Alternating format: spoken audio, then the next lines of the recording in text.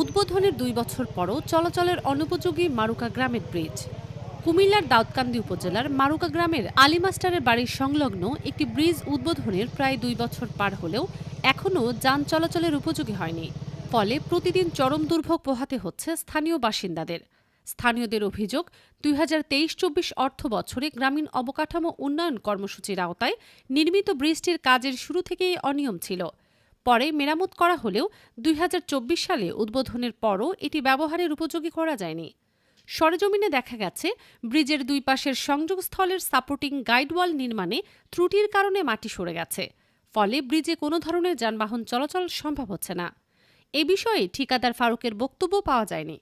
দাউদকান্দি উপজেলা প্রকল্প বাস্তবায়ন কর্মকর্তা মোহাম্মদ আবদুল্লাহ বায়েজিদ বলেন, এই প্রকল্পটি তার দায়িত্ব গ্রহণের আগেই বাস্তবায়ন হয়েছে। তিনি দ্রুত ঘটনাস্থল পরিদর্শন করে প্রয়োজনীয় ব্যবস্থা নেওয়ার আশ্বাস দিয়েছেন।